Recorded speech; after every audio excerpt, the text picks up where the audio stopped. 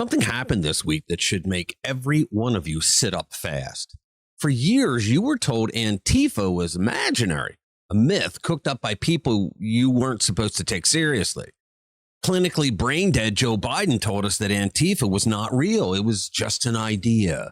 But what you'll soon find out is that this imaginary group just admitted to terrorism in federal court. Yeah, that's right.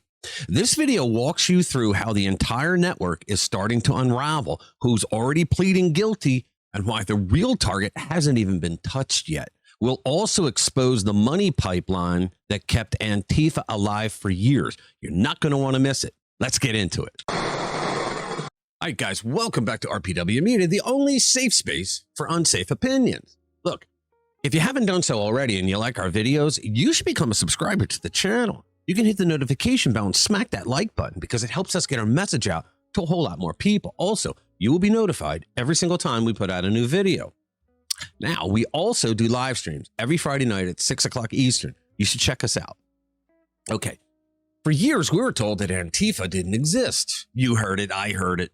The media swore up and down that the whole thing was just an idea, probably made up by those same crazy people who believed in QAnon.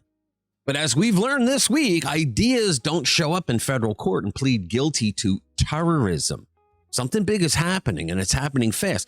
Something else lurks beneath these headlines. A group that supposedly didn't exist just admitted to supporting terrorism.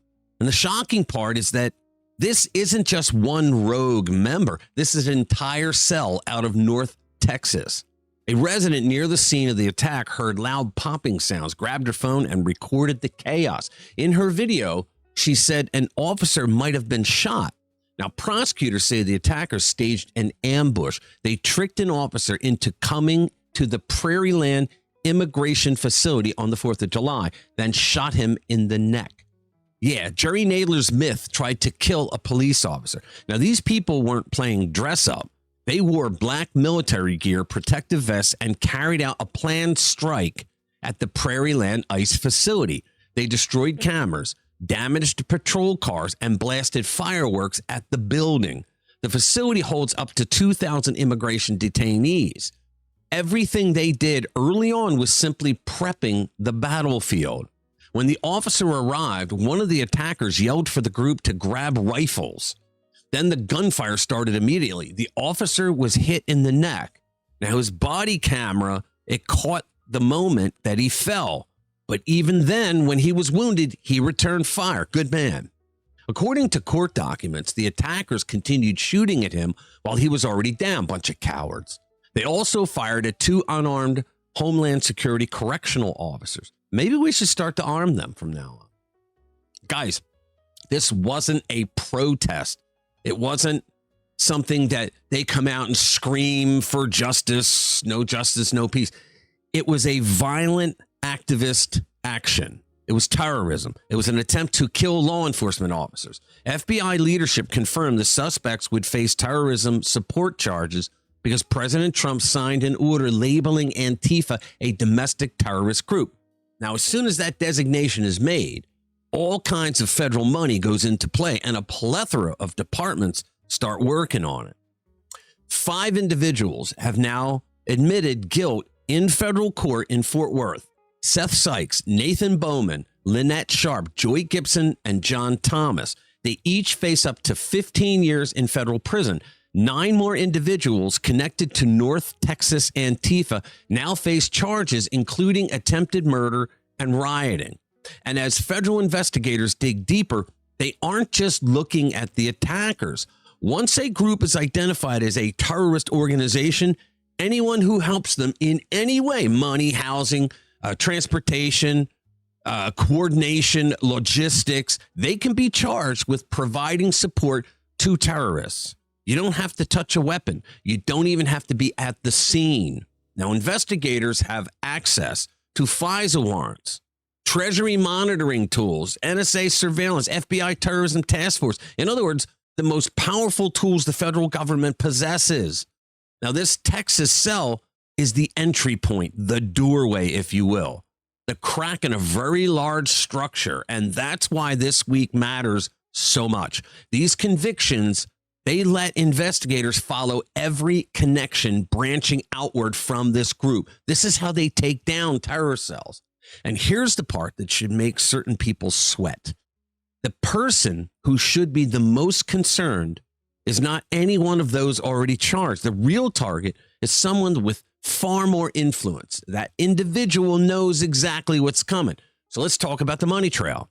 Two organizations are widely known to fund Antifa: the Tides Foundation and George Soros's Open Society Foundations. Now, for those of you who don't know, the Tides Foundation is like the Joyce Foundation or the Ford Foundation, where if you are a billionaire and you want to fund a lot of anti-American propaganda or color revolutions or just good old-fashioned riots against police, you can donate your money to the Tides Foundation anonymously. They will make sure that your evil money will go towards the America organizations that you love so much. Now, those groups send large sums to the Alliance for Global Justice, which distributes money to activists. For example, the Tides Foundation gave over $1 million to the National Lawyers Guild between 2018 and 2019. Let's see. Discover the Network says that the National Lawyers Guild uses the law to promote basic change in the structure of our political and capitalist economic system, has longstanding ties to the Communist Party and its front groups, defends all manner of America-hating radicals, of course, has consistently opposed U.S. foreign policy while supporting America's enemies across the globe, has consistently opposed post-9/11 national security measures by the U.S. government. Now, they have ties to organizations like the Democratic Socialists of America and the Brennan Center for Justice. Also, American Immigration Lawyers Association, along with individuals like Gore Vidal, Gloria Steinem, and Julian Bond. With Antifa officially designated a domestic terrorist organization, federal prosecutors now possess the legal power to tear down the entire financial pipeline. Under terrorism laws, providing any level of support becomes a prosecutable offense. Money, bail, legal help, logistics, anything at all to help terrorist organizations, you're in trouble. Now add RICO laws to the equation. Now, RICO was originally created to take down mob syndicates. Its most devastating feature is that the government can freeze financial accounts before the trial even begins. That means no moving money, no hiding money, no $1 million legal team, nothing. And with this terror label on Antifa, that also means that any other fundraising groups for left-wing anti-American communists will stay clear of Antifa. I mean, they are going to want nothing to do with them because that would bring down federal law enforcement on themselves. Now, reports say George Soros is deeply worried about this development, and he should be. Even the possibility of RICO charges can cripple an organization's finances. That's why so many groups plead guilty. Frozen accounts destroy the defense before the case even begins. Trump has suggested he's willing to use RICO, as a matter of fact. Combine that with Antifa's terrorist designation, and federal agencies have enormous leverage, guys. They can freeze funds, target associates, expand investigations, and coordinate globally. Anyone even near the group becomes isolated. So these tools are powerful, even when they're only used to threaten. And it looks like Trump is preparing to shut down Antifa entirely. The guilty pleas this week are just the first crack in a much bigger structure. More convictions are expected. Mercy is not part of the plan. Now, the 5 guilty pleas represent the first small break in a very large network. The pressure will build up.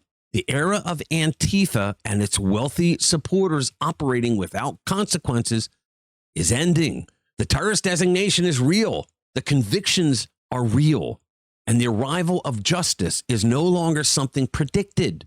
It's happening. What we're seeing is the beginning of the end for Antifa's protected status. For years, they operated without consequence, but those days are done. Investigators now have every tool they need to dismantle the network from bottom to top. And the upside is simple. For the first time in a long time, justice is finally catching up to this group. America is safer when violent political groups face accountability. The tide is turning, guys. All right, thank you for watching. I'll see you in the next one.